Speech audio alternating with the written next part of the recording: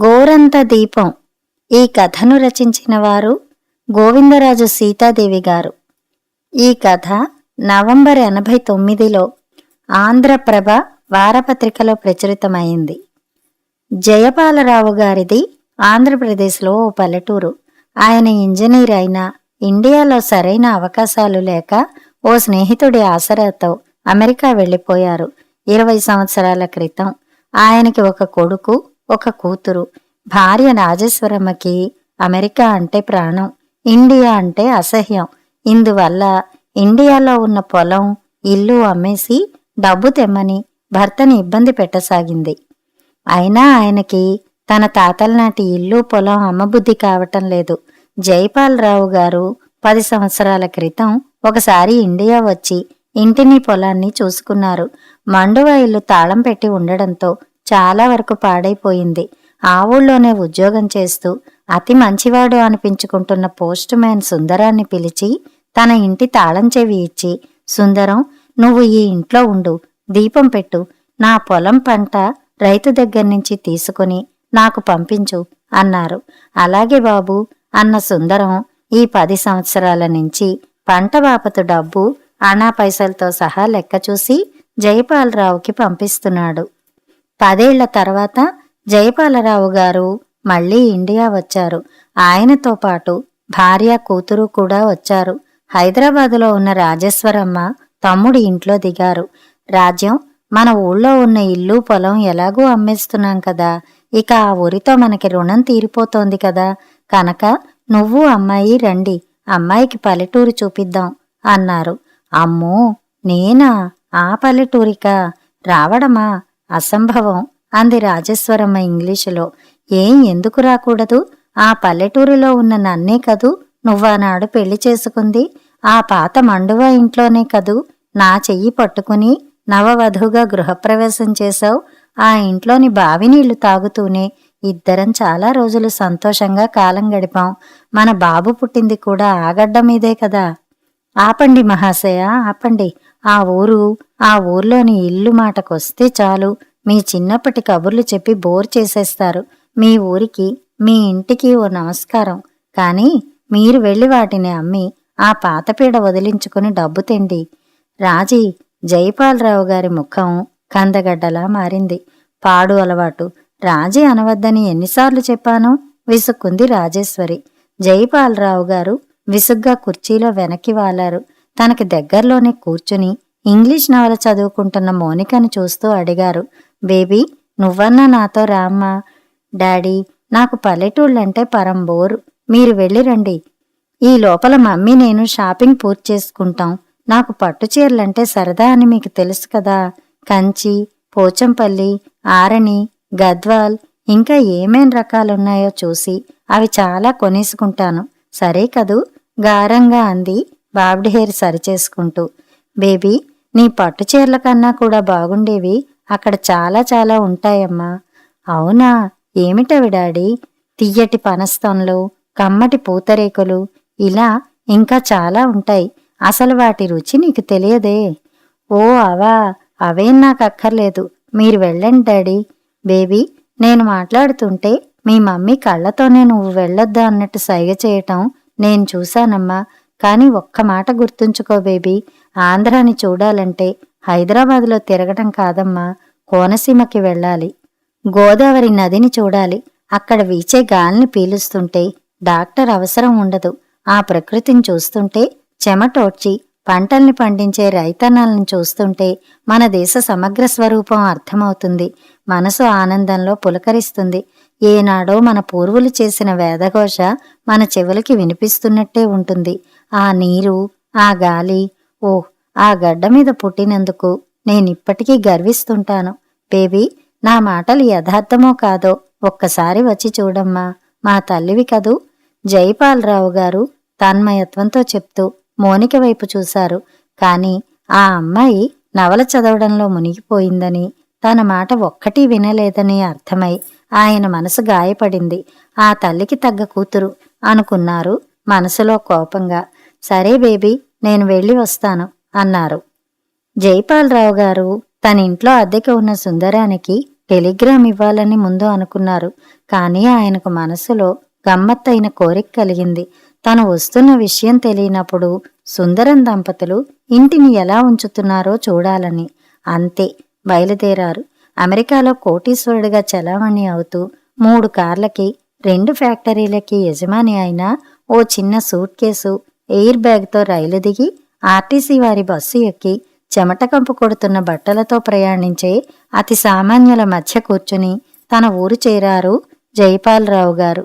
ఇల్లు 2 ఫర్లాంగుల దూరం ఉందనగా జైపాలరావు గారిని దించేసి ఆర్టీసీ బస్సు వెళ్ళిపోయింది.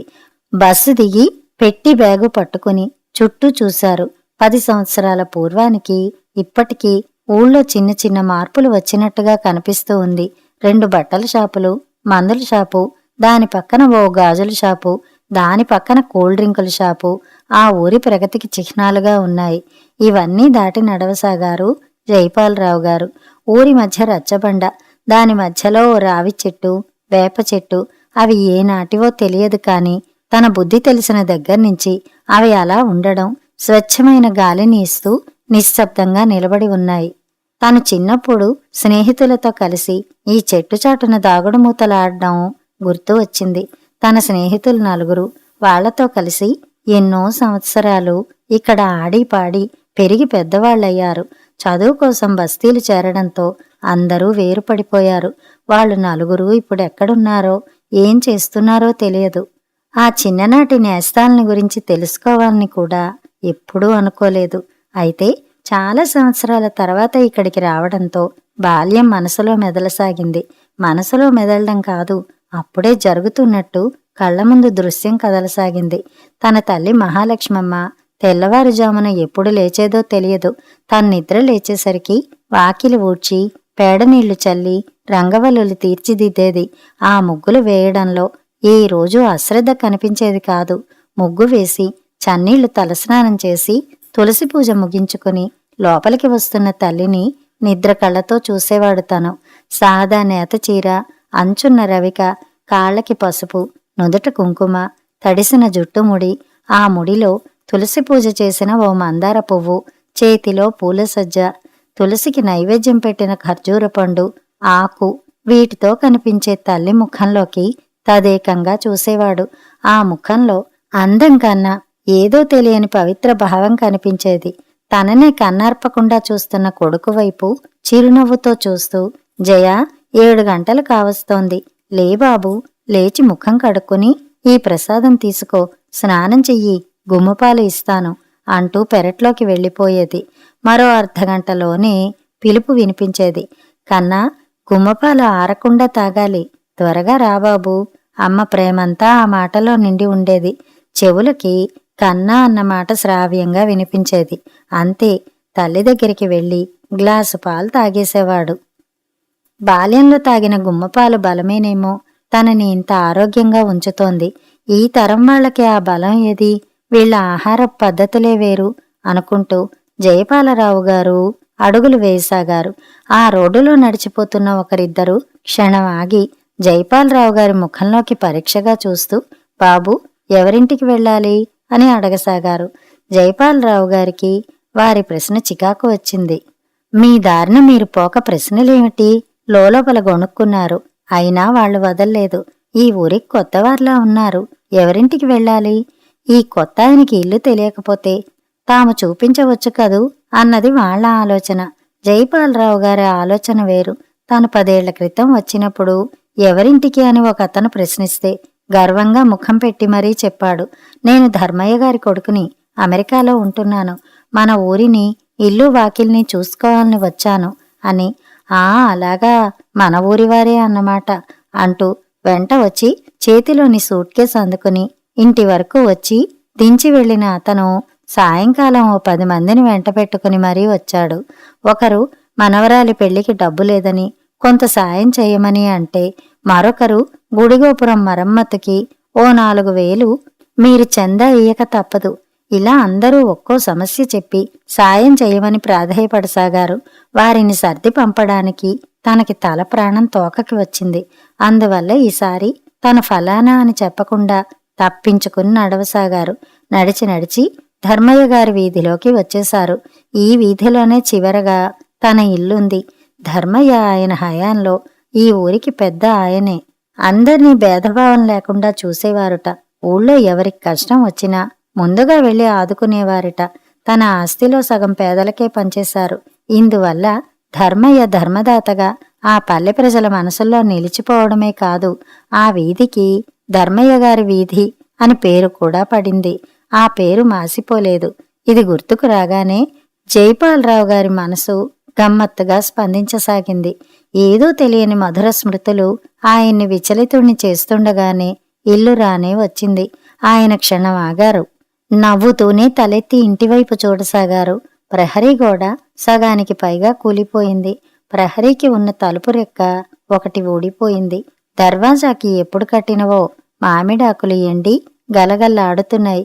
ఇవన్నీ చూస్తూనే జయపాలరావు గారు ప్రహరీ దాటి లోపలికి అడుగుపెట్టారు.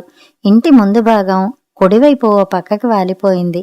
ఇంటి ముందు భాగంలో 2 గులాబీ చెట్లు, ఓ మందార చెట్టు, 4 కొబ్బరి చెట్లు, ఓ నిమ్మ చెట్టు, ఓ కరివేపాకు చెట్టు ఉన్నాయి. ఇంటి లోపలున్న ఉయ్యాల ఊగుతూ ఏదో పుస్తకం చదువుకుంటూ చెప్పుల చప్పుడికి తలెత్తి చూసి చప్పున ఉయ్యాల దిగి లేచి వచ్చిందో అమ్మాయి. ఎవరు కావాలి? జయపాలరావు గారిని పరిశీలనగా చూస్తూ అడిగింది.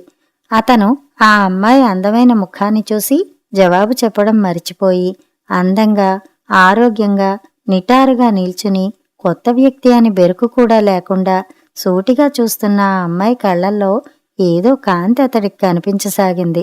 మామూలు సాదా వాయిల్ చీర, మ్యాచింగ్ జాకెట్టు, బారెడు జడ, మెడలో సన్నటి గొలుసు, చేతులకి 4 మట్టి గాజులు, కళ్ళకి కాటుక, నుదుట తిలకం. ఇంతే ఆ అమ్మాయి అలంకరణ. ఆధునిక స్త్రీలు అందాన్ని పెంచుకునేందుకు గాను వాడే పౌడర్లు, స్నోలు వగైరా ఆ పిల్ల వాడుతున్న చిహ్నాలు ఏమీ లేవు. అయినా క్షణం నిలబెట్టే ప్రత్యేక ఆకర్షణ ఆ అమ్మాయిలో కనిపిస్తోంది. అదేమిటో మాత్రం జైపాలరావు గారికి అంతుపట్టడం లేదు. ఆయన అలా చూస్తూనే ఉన్నారు. ఆ అమ్మాయి ఆయన్ను గుర్తించినట్లుగా ముఖం పెట్టి ఓ అడుగు ముందుకు వేసింది. మీరు అమెరికా మామయ్య కదూ అంది. ఎలా గుర్తించావు అన్నారు ఆశ్చర్యంగా చూస్తూ. మీ చేతికి ఉన్న ఆ ఖరీదైన వాచి, ఆ కళ్ళజోడు, మీ దుస్తుల్ని బట్టి. జైపాలరావు గారు చిన్నగా నవ్వారు. అవునన్నట్టు. ఆ పెట్టి ఇలా ఇవ్వండి అంటూ ఆయన చేతిలోని పెట్టే బ్యాగు అందుకుని, నాన్న మీ ఉత్తరం కోసం ఎదురు చూస్తున్నారు. ఉత్తరానికి బదులుగా మీరొచ్చేశారు. ఉండండి, కాళ్ళు కడుక్కునేందుకు నీళ్లు తెస్తాను. అలాగే అమ్మకి చెప్పి వస్తాను అంటూ వెనక్కి తిరిగి లోపలికి వెళ్లబోతున్న ఆ అమ్మాయిని ఆపి, చూడమ్మా, నువ్వు సుందరం కూతురువేనా అన్నారు సందేహం తీరక. అవును, నా పేరు కనకదుర్గ అంది నవ్వుతూ. బెజవాడ కనకదుర్గవా? దుర్గ పక్కున నవ్వింది. ఆమె నవ్వు మనోహరంగా కనిపిస్తోంది. ఆ నవ్వులో తెచ్చిపెట్టుకున్న కృత్రిమ నాగరికత లేదు. స్వచ్ఛమైన నవ్వు అది. దుర్గ వంటగదిలోకి వెళ్ళింది. జైపాలరావు గారు గోడకి ఉన్న తన నాయనమ్మ, తాతగారు, తండ్రి, తల్లి ఉన్న ఫోటోల్ని చూడసాగారు. అవి సగానికి సగం పాడైపోయాయి. తను అమెరికా వెళ్లేప్పుడు ఈ ఇంట్లోని విలువైన వెండి బంగారం తీసుకువెళ్లాడు. కాని ఈ ఫోటోల మాట గుర్తులేదు. అందుకు ఆయన మనసు బాధపడసాగింది. అంతలోనే మనసు అంది, పిచ్చిగా బాధపడకు. అమెరికాలో ఉన్న నీ అధునాతనమైన భవనంలో ఈ పాత ఫోటోల్ని ఎక్కడ పెట్టుకుంటావు? పెట్టినా నీ భార్య, కూతురు, కొడుకు వాటిని గోడలకి ఉండనిస్తారా? వీటిని దాచడానికి పాత ట్రంకు పెట్టెలు ఉంటాయా అక్కడ? వీటినిక్కడే ఉండనియ్యి. అవును, నిజమే. వీటికి విశాలమైన భవనంలో చోటెక్కడది అనుకున్నారు. మామయ్య, నీళ్లు. ముందు కాళ్ళు కడుక్కోండి, తర్వాత మంచినీళ్లు తాగండి. మీరు వచ్చినట్టు అమ్మకి చెప్పాను, వస్తోంది అంటూ మంచినీళ్ల గ్లాసు, చిన్న కూజా బిందె అంత చెంబుతో కాళ్ళు కడుక్కునేందుకు నీళ్లు ఇచ్చి ఓ శుభ్రమైన టవల్ అందించింది. జైపాలరావు గారు కాళ్ళు కడుక్కొని మంచినీళ్ల గ్లాసు అందుకున్నారు. దుర్గా, ఈ నీళ్లు మన పెరటి బావిలోవేనా అడిగారు. కాదు మామయ్య, మన బావి పాడైపోయింది, పూడికి తీయించాలి, పక్క ఇంట్లోవివి. అలాగా అని అంటుండగానే విమలమ్మ వచ్చింది. నమస్కారం అన్నయ్య గారు. ఉత్తరం రాస్తే బస్సు దగ్గరికి దుర్గా వాళ్ళ నాన్న రావాలనా అనుకున్నారు. మీరు పెట్టి కూడా మోసుకుని వచ్చినట్టున్నారు. ఈ వెధవ పల్లెటూళ్లలో రిక్షాలన్నా దొరకవు నొచ్చుకుంటూ అంది విమలమ్మ. విమలమ్మ మాటకి ఇందాకటి నుంచి తెలియని చెయ్యి నొప్పి ఇప్పుడు తెలియసాగింది. ఆయన కుడి చేతిని ఎడం చేత్తో నొక్కుకుంటూ అడిగారు, సుందరం బాగున్నాడమ్మా అంటూ. బాగున్నారండి, ఈ నెలలోనే రిటైర్ అయ్యారు. అవునా? దుర్గ కాఫీ ఇచ్చింది. జైపాలరావు గారు కాఫీ తాగి కప్పు సాసరు దుర్గకు అందిస్తూ, కాఫీ బాగుందమ్మా అన్నారు. దుర్గ నవ్వేసింది. ఇంతలో 4 అమ్మాయిలు పరుగు పరుగున వచ్చారు. అక్కా దుర్గక్క, సోమమ్మ కూతురికి చంటిబిడ్డ గుణం వచ్చిందట. వాళ్ళ ఆ పిల్లని డాక్టర్ దగ్గరికి తీసుకువెళ్లకుండా చుట్టముట్టించి వాతలు పెడుతున్నారు. ఆ పిల్ల చచ్చిపోతుందక్కా, నువ్వు త్వరగా రావాలి. దుర్గ కప్పు సాసరు అక్కడే వదిలి వచ్చిన అమ్మాయిలతో కలిసి వేగంగా వెళ్ళిపోయింది. ఇదంతా చూస్తున్న జైపాలరావు గారు ఏమిటమ్మా అన్నట్టుగా చూశారు విమలమ్మ వైపు. విమలమ్మ దీర్ఘంగా నిట్టూర్చింది. అన్నయ్య గారు, దుర్గని మేం చదివించలేక కాకినాడలో ఉన్న మా అన్నయ్య దగ్గర ఉంచి చదివించాం. అక్కడ ఉండి బీకాం పాస్ అయింది. మా అన్నయ్య సంఘసేవ చేస్తుంటాడు. ఆయనది గాంధీగారి మతం. అదంతా దీనికి నూరిపోశాడు. అంతే, దుర్గ పూర్తిగా మారిపోయింది. చదువయిందిగా, పెళ్లి చేస్తామన్నా వినిపించుకోదు. ఆడపిల్లలు 199 మంది కాలేజీ చదువు కాగానే చేసుకునేది పెళ్ళే కదమ్మా. నీ ఒక్కదాన్ని పెళ్లి చేసుకోకుండా ఉంటే పోయిందేం లేదు. ఉన్న ఊరు కన్న తల్లి ఒకటి కదమ్మా. నేను ఈ ఊరికి చేయవలసింది చాలా ఉంది. ముందు ఆ పని చేయనీయమ్మా అని మమ్మల్ని మరో మాట మాట్లాడనియ్యదు. అన్నయ్య గారు, మీరు వస్తున్నారంటే నేను బోలెడంత సంతోషపడిపోయాను. మీరంటే దానికి చాలా గౌరవం కనుక దాన్ని పెళ్లి చేసుకోమని కాస్త నచ్చ చెప్పాలి మీరు. విమలమ్మ ప్రాధేయపడుతున్నట్టే అంది. జైపాలరావు గారు ఆవిడ చెప్పేది అంతా శ్రద్ధగా విన్నారు. ఆ తర్వాత, ఈ విషయం నాకిన్నాళ్ళు ఉత్తరంలో రాయలేదెందుకమ్మా అన్నారు. రాయమనే చెప్పాను దుర్గా వాళ్ళ నాన్నతో. కానీ ఆయన నా మాట వింటేనా? మనం చెబితే వినంది, ఎక్కడో దూరంగా ఉన్న ఆయన చెప్తే వింటుందా? నీ పిచ్చి కాని అంటూ నా మాటను తోసిపారేశారు అన్నగారు. సుందరం నన్ను పరాయివాడిగా చూస్తున్నాడేమో కాని నాకు మీరలా అనిపించడం లేదు. మీరు నా ఇల్లు, నా పొలాన్ని 10 ఏళ్లుగా కంటికి రెప్పలా కాపాడి పంట డబ్బు ఖచ్చితంగా లెక్క కట్టి అనా పైసలతో సహా నా పేరున బ్యాంకులో వేస్తున్నారు. మీ రుణం ఎలా తీర్చుకోను చెప్పు చెల్లెమ్మా? జైపాలరావు గారు కృతజ్ఞత నిండిన స్వరంతో అన్నారు. అదేం మాట అన్నగారు, మీరు మాకు తల దాచుకోని నీడ ఇచ్చారు ఇన్నేళ్లుగా. అది చాలు మాకు. మా దుర్గ బుద్ధి తెలిసినప్పటి నుంచి ఈ ఇంట్లోనే పెరిగింది. దానికి ఈ ఇల్లన్నా, ఈ పెరట్లోని చెట్లన్నా, ఆ గోడకి ఉన్న మీ పాత ఫోటోలన్నా చాలా ఇష్టం. ఆ ఫోటోలని అప్పుడప్పుడు తీసి శుభ్రంగా తుడిచి పురుగుల మందు చల్లి మళ్లీ గోడకి తగిలిస్తూ ఉంటుంది. అమ్మా, ఈ ఇంటి అసలైన యజమానులు జైపాలరావు గారు కాదమ్మా, వీరు తమ జీవితంలో ఎన్ని ఒడిదుడుకులు ఎదుర్కొన్నా ఈ ఇంటిని అమ్ముకోలేదు. అంటే వారికి ఈ ఇల్లు అంటే ఎంత ప్రాణమో అర్థం అవుతోందమ్మా. జననీ జన్మభూమి అనే పదానికి అర్థం వీరికి తెలిసినంతగా ఈ అర్థం వారికి తెలియదు కదూ అంటూ ఉంటుంది. అది ఇదేదో చెప్తూ ఉంటుంది కానీ నాకు ఒక్క ముక్క కూడా అర్థమై చావదన్నగారు. జైపాలరావు గారు విమలమ్మ చెప్పే మాటలు కుతూహలంగా వినసాగారు. అన్నగారు, మరో విషయం చెప్పనా? పెరట్లో ఉన్న కొబ్బరి చెట్లకు కాసే కాయలు వాళ్ళ నాన్న కోసి అమ్మేయబోతుంటే దుర్గ అంటుంది, నాన్న, ఆ డబ్బులో సగం అమెరికా మామయ్య గారి బ్యాంకులో వెయ్యాలి. ఎందుకంటే ఈ భూమి స్వంతదార ఆయన కనుక మనం ఎంత ఎరువు వేసి పోషణ చేసినా మిగతా సగభాగం మాత్రమే తీసుకోవాలి అంటుంది. ఆ డబ్బు తీసుకుని తనే మీ బ్యాంకు పుస్తకంలో వేస్తుంది. ఆ పుస్తకం భద్రంగా దాస్తుంది, మీరు వచ్చినప్పుడు ఇవ్వాలని. అవునా? ఆశ్చర్యంగా చూడసాగారు. ఆ చెట్లు నేను పెట్టినవి కావు. అయినా భూమి స్వంతదారివి కనుక సగభాగం నాకు చెందాలి అన్న ధర్మం తెలిసిన అమ్మాయా కనకదుర్గ అనుకున్నారు మనసులో. అయ్యో అన్నగారు, మాటల్లో మరిచాను. మీరు కుర్చీలోనే కూర్చుండిపోయారు.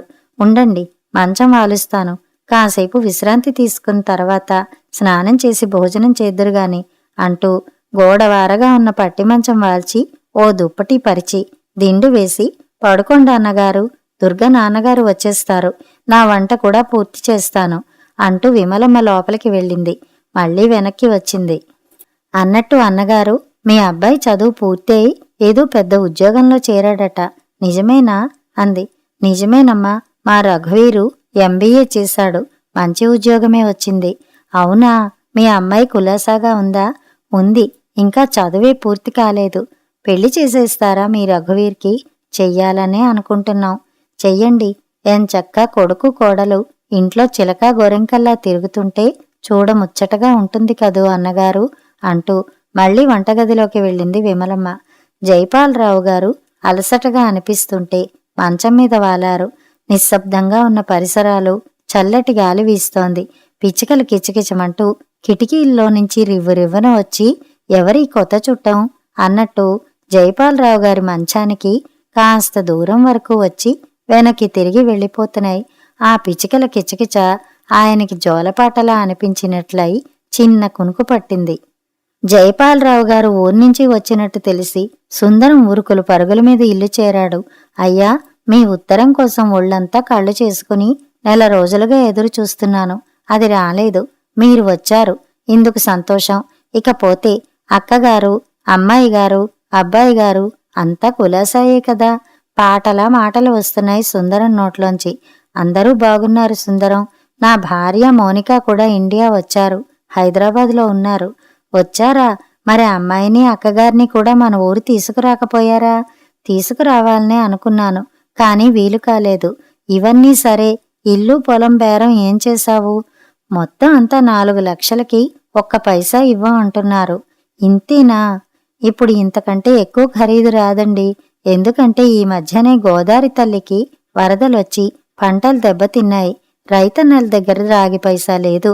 అయినా మీ పొలం కౌలికి చేస్తున్న ఈశ్వరయ్య ఆ నేల తల్లిని మరొకరికి వదల్లేక తల తాకట్టు పెట్టి పెళ్ళాం బిడ్డల నగలు నట్రా తాకట్టు పెట్టి మీకు ఇచ్చే డబ్బు కూర్చుకున్నాడంటే నమ్మండి అన్నట్టు కాఫీ తాగారా? తాగాను, కాని మన ఊళ్ళో కబుర్లేమిటి సుందరం? ఈ పల్లెటూళ్లలో బతికే సామాన్యుల దగ్గర ఏం కబుర్లుంటాయి చెప్పండి? ఉన్నవాడిని చూసి లేనివాడు ఏడవడం, నేను గొప్పంటే నేను గొప్పని కొట్టుకు చావడం తప్ప ఏముంటుంది ఈ దేశంలో? మట్టి మశానం తప్ప. సుందరం మాటల్లో ఈ దేశమన్నా ఆ ఊరన్నా చెప్పలేనంత యావగింపు స్పష్టంగా కనిపించసాగింది. జైపాలరావు గారు ఎందుకో తృప్తిగా నవ్వుకున్నారు సుందరం మాటలు వింటూ. విమలమ్మ లోపల నుంచి కేక పెట్టింది. అన్నగారు, స్నానానికి నీళ్లు పెట్టాను. జైపాలరావు గారు కబుర్లు చాలించి లేచారు. సాయంకాలం విమలమ్మ ఇచ్చిన టీ తాగి అలా ఊళ్ళోకి వెళ్ళి వస్తాను చెల్లెమ్మ అంటూ బయలుదేరారు జైపాలరావు గారు. నేను వస్తాను పదండి అంటున్న సుందరాన్ని వద్దు అని వారించి ఒంటరిగానే బయలుదేరుతూ అడిగాడు. అన్నట్లు కనకదుర్గ పొద్దుననగా వెళ్ళింది, ఇంకా ఇంటికి రాలేదే? అదా, అది వస్తుంది ఎప్పుడో. ఈ ఊళ్ళో ఎవరికి ఏ చిన్న కష్టం వచ్చినా ఈ కనకదుర్గమ్మ తల్లి అక్కడ ఉండాల్సిందే. అది మా గోడు వినదన్నగారు. పెళ్లికి ఎదిగిన ఆడపిల్ల అంటే తల్లిదండ్రుల గుండెల మీద కుంపటి కదండి. దాన్ని వదిలించుకుందామంటే వీలే కావడం లేదు. భగవంతుడు కనికరించి దానికి ఏనాటికి 3 ముళ్ళు పడేలా చేస్తాడో అంతవరకు మాకు శాంతి లేదంటే నమ్మండి. విమలమ్మ కళ్ళనీళ్లు తుడుచుకుంటూ అంది. ఇదిగో, మన బాధలు ఆయనకి చెప్పి విసిగించకు బాబు. మీరు షికారికి వెళ్ళిరండి సుందరం అన్నాడు. జైపాలరావు గారు చెప్పులు వేసుకుని బయలుదేరారు. ఒక్కొక్క వీధి పరిశీలనగా చూస్తూ నడవసాగారు. కొన్ని చోట్ల పూరిళ్లు ఉండాల్సిన చోట డాబా ఇళ్లు వెలిశాయి. ఊరికి కరెంటు వచ్చింది. వీధి దీపాలు వచ్చాయి. అన్నట్లు గతుకుల రోడ్లు ఏమైపోయాయి? ఈ రోడ్లు బానే ఉన్నాయే. పంచాయతీ వారు ఇంత మంచి రోడ్లు వేస్తున్నారా? అయితే గర్వించదగ్గ విషయమే. ఆశ్చర్యంగా ఆనందంగా అనుకుంటూ నడుస్తూ ఎదురుగా వస్తున్న ఓ 60 ఏళ్ల ముసలాయిని చూసి ఆగిపోయారు. ఆ వృద్ధుడి చేతిలో పలక, పుస్తకాలు. ఆయన్ని ఏమండి అంటూ పిలిచి తన సందేహాన్ని బయటపెట్టారు. ఈ రోడ్లు పంచాయతీ వారు వేయించినవేనా అంటున్న అతని వైపు ఎగాదిగా చూసి కళ్ళజోడు సవరించుకుని అన్నాడా వృద్ధుడు. మీరీ ఊరికి కొత్తవారిలా ఉంది. ఎవరింటికి వచ్చారు? ఏ ఊర్నించి వచ్చారు? అడిగిన మాటకు జవాబు చెప్పకుండా ఎదురు ప్రశ్న. పల్లెటూరి బుద్ధి ఇదే. మనసులో విసుక్కుని కొత్తవాణ్ణి కనుకే అడిగాను అన్నారతను. సుందరం కూతురు దుర్గమ్మ తల్లి ఉందే, ఆ అమ్మాయి కాకినాడలో చదువయి ఈ ఊరికి వచ్చేసిందా? అంతే. ఒక్కరోజు కూడా ఇంట్లో కూర్చుని ఎరగదు. ఊళ్ళో ఉన్న చిన్న పెద్ద, ముసలి ముతక, ఆడ మగ అందర్నీ కలుపుకుని మన ఊరికి ఉన్న ఇబ్బందుల్ని వివరించి మన ఊరి అవసరాలు మనం కలిసికట్టుగా పనిచేసి తీర్చుకుందాం అంటూ చెప్పింది. ఇది విన్న వాళ్ళందరూ నవ్వారు. ఆ పిల్లని ఆటలు పట్టించారు. అంతేకాదు, గేలి చేసి ఏడిపించారు. అయినా ఆ అమ్మాయి కాస్త కూడా భయపడలేదు, అభిమానపడలేదు, అవమానపడలేదు. తన చిన్ననాటి స్నేహితుల్ని కూడగట్టుకుంది. వాళ్ళంతా దుర్గ చెప్పేది అర్థం చేసుకున్నారు. అంతే, వాళ్ళ అమ్మాయికి ఆసరాగా నిలబడ్డారు. ఓ లైబ్రరీ పెట్టించారు. ఓ టీవీ కొన్నారు. చందాలు పోగేసి రోజు సాయంకాలం మాలాంటి పెద్దవాళ్లం కూడా అక్కడ చేరతాం. ఈ మారుమూల పల్లెటూరులో కూర్చుని కూడా మేం టీవీలో ప్రపంచాన్నంతటినీ చూస్తున్నాం. దేశంలో చెందిన అభివృద్ధిని చూస్తున్నాం. రాజకీయాలని చూస్తున్నాం. వారు మార్చే వేషాలని చూస్తున్నాం. శ్రీమంతుల్ని చూస్తున్నాం. పేదరికం చూస్తున్నాం. నిరుద్యోగం, జనాభా సమస్య చూస్తున్నాం. ఇవన్నీ మన సమస్యలు. మనం ఎలా పరిష్కరించుకోవాలా అని ఆలోచిస్తున్నాం. వీలైన ఆలోచనల్ని ఆచరణలో పెడుతున్నాం. ఇవిగో ఈ పలక పుస్తకాలు చూసారా? నేనిప్పుడు చదువు మొదలుపెట్టాను. నేనే కాదు, నాకంటే పెద్ద చిన్న, ఆడ మగ అనే భేదం లేకుండా చిన్నప్పుడు చదువుకునే అవకాశం లేని మేము ఇప్పుడు 60 పడిలో అక్షరాలు దిద్దుతున్నాం. ఈ చదువు డిగ్రీల కోసం కాదు, మనిషి అంటే ఏమిటో తెలుసుకునే జ్ఞానం కోసం తాతయ్య అంటుంది మా దుర్గమ్మ తల్లి. నేను పెద్ద బాల శిక్ష చదువుతున్నాను. సుమతి శతకం చదువుతున్నాను. ఓ పద్యం చెప్పమంటావా? వద్దు వద్దు, పోనివ్వండి. కాని మీ ప్రశ్నకి జవాబిచ్చి నా చదువుకి వెడతాను. ఈ రోడ్లన్నీ మేమందరం కలిసి వేసుకున్నవి. కొందరు వ్యవసాయం చేసుకున్నారు. మరికొందరు కోళ్లఫారం పెట్టారు. పాడి గేదెల్ని కొన్నారు. పెద్ద ఎత్తున పాల వ్యాపారం చేస్తున్నారు. ఇంకా చాలా చాలా పనులు చేయిస్తోంది ఈ ఊరి ఆడవాళ్ల చేత. మా దుర్గమ్మని ఈ చుట్టుపట్ల ఊళ్ళల్లో అందరూ ఏమని పిలుస్తారో తెలుసా? మీకు తెలియదు, నేను చెప్తాను వినండి. ఆంధ్ర కిరణ్ బేడి అంటూ ముసలి ఆయన మెల్లగా నడుస్తూ వెళ్ళిపోయాడు. జైపాలరావు గారికి నవ్వొచ్చింది ఆ క్షణంలో. కాని తర్వాత ఆ మాట మనసులో మెదులుతూ ఉంది. తిరిగి తిరిగి ఇల్లు చేరుతుంటే వయోజన విద్యా కేంద్రం కనిపించింది. ఆయన ఇల్లు చేరారు. కాని ఎన్నెన్నో ఆలోచనలు చుట్టుముడుతున్నాయి. 4 రోజులు గడిచిపోయాయి. ఇక పొలం బేరం ఫైసలా అయ్యేట్టు లేదు. ధర చాలా తక్కువ అని వెళ్లే ప్రయత్నంలో ఉండి తన ఆలోచన చెప్పారు. సుందరం, విమలమ్మ, మీ దుర్గన్ నా కొడుక్కి చేసుకోవాలనుకుంటున్నాను. దుర్గ అభిప్రాయం తెలుసుకోండి. ఇక మా వాడు నా మాట కాదనడు. వాడికి ఇండియాలోని పిల్లనే చేసుకోవాలని ఉంది. నా కొడుకు ఫోటో మీరంతా చూశారు కదూ, ఆలోచించి నాకు ఉత్తరం రాయండి. సుందరం, విమలమ్మ నోళ్లు తెరిచేశారు. నిలువుగుడ్లు వేసుకు చూశారు. ఓ 5 నిమిషాల తర్వాత భార్యాభర్తలిద్దరూ ఈ ప్రపంచంలోకి వచ్చారు. తాము విన్నది నిజమా అని మరోసారి ప్రశ్నించి జయపాలరావు గారి జవాబు విన్నారు. అంతే, ఆ ఇద్దరి కాళ్ళు నేల మీద ఆనలేదు. అప్పటికప్పుడే ఆ శుభవార్త అందరికీ చెప్పేందుకు పరుగు తీస్తుంటే జయపాలరావు గారు వారించారు. చూడండి, ముందు దుర్గ అభిప్రాయం తెలుసుకోవాలి. దాని ముఖం, దానికి అభిప్రాయం ఏమిటండి అన్నగారు?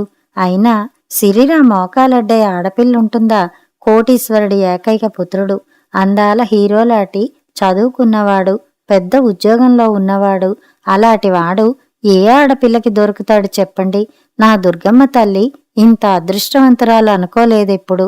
అన్నగారు, నేను ఆనందాన్ని తట్టుకోలేకపోతున్నాను. ఈ వార్త మా దుర్గమ్మకి చెప్పాలి, ఇప్పుడే చెప్పేయాలి అంటూ భార్యాభర్తలిద్దరూ బయటికి పరుగు తీశారు. జైపాలరావు గారు వారిస్తున్నా వినిపించుకోలేదు. అత్తగారు పెట్టే ఆరళ్లు భరించలేక నూతిలోకి దూకిన జానకిని బయటికి తీసి ఇరుగు పొరుగు వారితో పాటు చావు బతుకుల్లో ఉన్న ఆమెని డాక్టర్కి చూపిస్తూ భగవంతుణ్ణి ప్రార్థిస్తోంది కనకదుర్గ. ఆలస్యమైపోయింది, సారీ అన్న డాక్టర్ మాటలకి దుర్గ కళ్లల్లో నీళ్లు సుళ్ళు తిరిగాయి. ఈ దేశంలో ఆడపిల్లలకి ఇలాంటి పరిస్థితి ఎప్పటికి తప్పుతుంది అనుకుంటూ ఇల్లు చేరుకుంటున్న దుర్గకి తల్లి తండ్రి ఎదురై శుభవార్త చెప్పారు. దుర్గ ఒక్క క్షణం ఆశ్చర్యపోయి అంతలోనే తేరుకుంది. మౌనంగా ఇల్లు చేరింది. జైపాలరావు గారు ప్రయాణమై దుర్గ కోసం ఎదురు చూస్తున్నారు. దుర్గని చూస్తూనే నవ్వు ముఖంతో అడిగారు, దుర్గా, నా అభిప్రాయం మీ అమ్మా నాన్న ఇప్పటికి నీకు చెప్పే ఉంటారు. నీ ఆమోదం ఇప్పుడు తెలిపినా తర్వాత తెలిపినా నాకు అభ్యంతరం లేదు. మరి నేను వస్తాను అన్నారు. అమ్మాయి సరే అని చెప్పేయమ్మా. తల్లి తండ్రి కళ్లతోనే సంజ్ఞ చేయసాగారు. జైపాలరావు గారు బయలుదేరారు. సుందరం ఆయన పెట్టి బ్యాగు తీసుకున్నాడు. వాకిలి వరకు అందరూ వచ్చారు. విమలమ్మ కూతురుని చేత్తో పొడుస్తోంది. దుర్గ మామయ్య అంది. జైపాలరావు గారు సంతోషంగా తల తిప్పారు. మామయ్య, జీవితంలో ఎంతో అభివృద్ధి చెందిన మీకు కోడలుగా రావడానికి ఆడపిల్లలు ఎందరో దొరుకుతారు. కాని ఈ పల్లెటూరి ప్రజల్ని అజ్ఞానంలో కొట్టుమిట్టాడుతున్న పురుషాహంకారానికి బలి అయిపోతున్న ఆడవాళ్లని ఆలోచింపచేయగలిగిన వాళ్ళు ఎవ్వరూ లేరు. వీళ్ల అజ్ఞానాంధకారాన్ని పారదోలడానికి కోరంత దీపం వెలిగించాను. ఈ దీపం ప్రజ్వరిల్లుతూ అజ్ఞానాంధకారాన్ని పారదోలుతుందో, చమురు లేక కొడిగట్టిపోతుందో కాలం నిర్ణయించాల్సిందే. అయినా నా ప్రయత్నలోపం లేకుండా శ్రమించాలని ప్రయత్నిస్తున్నాను. నన్ను ఆశీర్వదించండి మావయ్య. నా ప్రయత్నం సఫలీకృతం కావాలని ఆశీస్సులు ఇవ్వండి మావయ్య. దుర్గ గొంతు ఆవేదనగా వణకసాగింది. జైపాలరావు గారి తల గిర్రును తిరిగిపోయింది. అంతలోనే తనను తాను సంభాళించుకున్నారు. కనకదుర్గ, నీ ప్రయత్నం సఫలీకృతం అవుతుందమ్మా. అవ్వాలని దేవుణ్ణి ప్రార్థిస్తున్నాను. నీవు వెలిగించిన గోరంత దీపానికి కాస్త చమురుగా ఉపయోగించే నా ఈ ఇల్లు, పొలం నీకు చెందేలా కాగితం రాసి పంపిస్తాను. వస్తానమ్మా అంటూ వెళ్ళిపోతున్న జైపాలరావు గారినే చూస్తూ నిలబడిపోయింది కనకదుర్గ. కథ సమాప్తం.